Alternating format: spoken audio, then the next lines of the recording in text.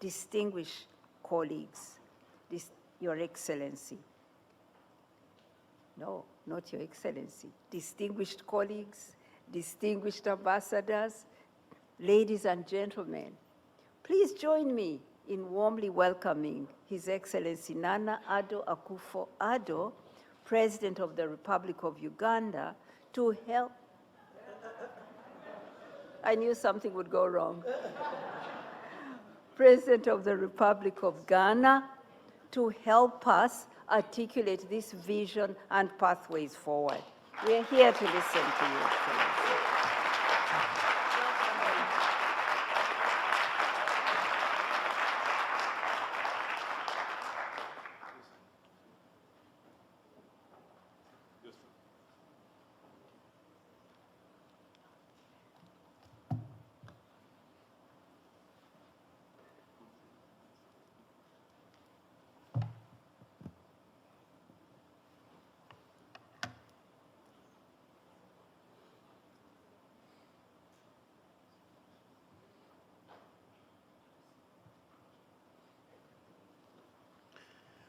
President of the United Nations Senior African Officials Group, Ghana's Deputy Minister for Foreign Affairs and Regional Integration and members of the Ghanaian delegation, Ghana's permanent representative to the United Nations, heads of agencies and representatives to the United Nations, fellow Africans and persons of African descent, ladies and gentlemen. It's good to be in the presence of the men and women who continue to dedicate their lives to promote the interests of the governments and peoples of Africa and the African diaspora within this organization, which was instituted some 78 years ago, to foster international peace, development, and global cooperation amongst member states. When I received the invitation by the president of this association to speak to this group, I accepted without hesitation. The attempts by other competing demands of states did not deter me from being present, and I'm happy that I've been able to make it, especially as I heard one of the most famous of Ghanaian tunes, All For You, on my entrance. Thank you for that.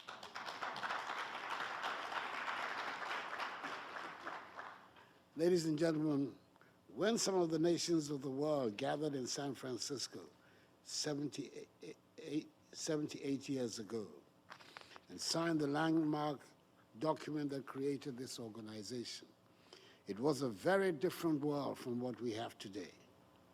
Virtually all of Africa was in colonial bondage and was thus not present at San Francisco. In spite of this, Africans have made sterling contributions to the United Nations. In respect of the most representative organ of this organization, the General Assembly, by 1960, we had Mongu Slim of Tunisia presiding over the 16th session, succeeded by Alex Kwesi Saki of Ghana, who was the president of the General Assembly for the 19th session in 1964. Not to be outdone, Angie Brooks of Liberia became the first African woman president of the General Assembly during the 24th session in 1969. Since then, we've had many more distinguished Africans leading the General Assembly, with the latest being Professor Mohamed Tijani of Nigeria. In the Secretariat of the United Nations, that powerful but underemphasized organ, we've also had some illustrious Africans and others of African descent blaze a trail of excellence. The list is long and extensive, but I would mention a few. Ralph Bunche, who made New York City his home and visited Ghana at her independence, alongside Martin Luther King and other African Americans, made an influential imprint on this organization. Kenneth Dadzi, a Ghanaian who became Secretary General of UNCTAD, but could also have become Africa's first Secretary General much earlier if fate had been on his side, made a phenomenal contribution to the UN's work on trade and development. Dr. Boutros Ghali, the powerful Egyptian statesman who bequeathed to us the agenda for peace, and of course, my own compatriot, Kofi Annan, of whom I cannot say enough. In peacekeeping also, we've had some wonderful Africans who have done an excellent job. I've mentioned these names, not because they are the exception, but because they reflect the better-known names of the high-quality human resource that Africa has contributed consistently to this organization, including at the highest level. Ladies and gentlemen, in focusing on the theme of this morning's address, I have often said and strongly hold that Africa is not a poor continent. It is a continent rich in culture, in values, and in diversity, but also a continent that is rich in strategic resources, strong intellectual capacity, and in possession of an ambitious aspiration. It is estimated that Africa is blessed with over 30% of the world's remaining natural resources and minerals. It has a vibrant and dynamic youthful population. It presently serves as a growing market for the world. And by 2050, 1 in 4 persons on the planet will be an African. This is a statistic that sometimes disturbs some people, but it is a reality. Within our continent and in the African diaspora, we have enough financial and human resources to turn around the fortunes of Africa and meet the aspirations of our people for inclusive prosperity. It is for this reason that our people continue to call for the transformation of our continent. Following the extensive consultations that took place on the continent and in the diaspora, there's a consensus on the Africa we want and on our ambitions to achieve, quote, an integrated, prosperous, and peaceful Africa by 2063. Let me share a few key points which I believe we must focus on in changing the story of Africa. The first is that we must continue to focus on Africa's integration as a driver for enhancing Africa's competitiveness. The continent has a continuing need to integrate its national economies, markets, and societies, open up untapped regional opportunities, and unleash its synergies to resolve nagging national challenges. This has been the driving force behind the creation of the African Continental Free Trade Area Agreement, whose secretariat is located in Ghana's capital of Accra, which became operational in January 2021 and is aimed at A, creating a single continental market for goods and services with free movement of persons and investments. B, resolving the challenges of multiple and overlapping membership of regional economic communities. And C, enhancing competitiveness at the industry and enterprise level of African entities. Presently, intra-Africa's trade stands at about 16%, compared to 54% in North Africa and 70% in the European Union. Estimates from the United Nations Economic Commission for Africa, UNECA, indicate that the implementation of the AFCFTA should increase inter-Africa trade by some 53% through the elimination of import duties and non-tariff barriers and create an African market of over 1.3 billion people with a GDP in excess of 3.5 trillion United States dollars. As we can see, Africa's economic strength and potential are not reflected by the shared benefits of its participation in the global economy. The state of African economies shows a deficiency in global financial and trading arrangements that have been structurally defined to work against Africa and her people. 33 of the 46 least developed countries are on the continent of Africa. We must thus work to ensure a fairer international financial architecture that treats Africa without a racialized bias in accessing credit required for our development, but also in the manner in which our products are granted access to global markets. In this regard, I support the assessment of Secretary General Antonio Guterres, who has said that the international financial system is morally bankrupt as it favors rich countries against the less rich. We must put our political weight and intellectual support behind the Secretary General's call for the reform of these institutions that no longer deliver on the promise they held for the expectations of the many, as more countries slide into economic difficulties with further instability ahead. A rearrangement of the structure of the financial architecture should go beyond the international financial institutions. The regulations of the major financial markets would need to be improved to ensure that the interests of big market actors are not served at the expense of weaker players, including during global systemic crises. Credit rating agencies who do the bidding of their masters have done and continue to do a great disservice to African economies in this regard. As African countries, we've decided to move forward with the development of a Pan-African credit rating agency to ensure greater transparency and fairness, as well as the development of sovereign risk pools in order to spread financial risks evenly, just as we have also established a Pan-African payment system to remove the currency-related cost of trading amongst ourselves under the AFCFTA. My remarks should not be misunderstood to mean that Africa is bracing herself against the rest of the world. Rather, throughout history, Africa has taken care of the world, and we believe that it is time that we take care of ourselves if the world is not prepared or willing to solidarize with us.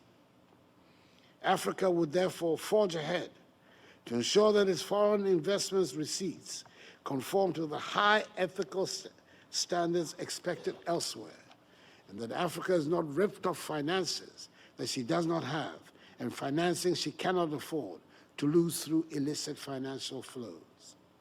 As we scale up domestic resource mobilization efforts, Africa cannot afford the estimated 88 billion United States dollars that hemorrhages annually from the continent in illicit financial flows. From what I've indicated so far, it should be clear that as Africans we have much to do, much more to do. But then are we willing to do what is required? For those of you within the United Nations system, I believe it also calls for a renewed understanding of the continent's engagement with this organization. Since our early years of independence, countries have sought a deepened engagement in our quest to rebalance global development that assures the broad human aspiration for growth and development, sustainable livelihoods, prosperity, peace, and security. Already, the crisis unleashed by COVID-19 has derailed our progress, and we're running behind the targets envisaged in the 2030 Sustainable Development Goals. Financial commitments by more developed economies have failed, and the capacity of nations to respond has been severely weakened. The fact that since the launch of the first development decade some 60 years ago, Africa continues to be where she is a reflection that on the development pillar, we have received more rhetoric than tangible support. It is therefore important that in the programs and initiatives that you pursue in relation to the countries of Africa, they should be tailored towards the continent's own ambition and aimed at reinforcing its actions. All of us, therefore, have a duty to contribute our quota in changing Africa's narrative and asserting an African personality that is dignified, respected, and treated with equality globally. Ladies and gentlemen, you may recall that on 20th September 2018, at the Washington Press Club in Washington, D.C., capital of the United States, in front of the Congressional Black Caucus of the United States Congress, I proclaimed 2019 as the year of return, commemorating the 400th anniversary of the time when the first 20 captured West African slaves were brought to the Commonwealth of Virginia, which subsequently became a part of the United States of America, thereby initiating one of the most unfortunate and barbaric episodes of human history, the transatlantic slave trade. With 75% of the slave dungeons built on the west coast of Africa, through which the slaves were transported, located in Ghana, we believe we have a responsibility to extend a hand of welcome back home to Africans in the diaspora. It was our hope that the year of return would be a joyful and learning experience all round for all of us on the continent and our kith and kin from the diaspora, especially in affirming our determination that never again should the peoples of Africa permit themselves to be subjected to such dehumanizing conditions, sold into slavery, and have their freedoms curtailed. And it proved to be just that. That is why we've decided to look beyond the return and build on the dividends chalked. The time has come to engage Africans in the diaspora and all persons of African descent more positively in areas such as trade and investment cooperation and skills and knowledge development and transfer. Together, we must help place the development of Africa at the center of the preoccupations of the African diaspora. For we need always to remember the iconic words of the great Jamaican reggae musician, Peter Chos, which I'm happy to repeat, who said, "Don't care where you come from. As long as you're a black man, you are an African," unquote. Our prospects are bright, despite enduring challenges, and with a common determination, we should succeed as the continent of hope and opportunities. May God bless Mother Africa and us all. I thank you for your attention.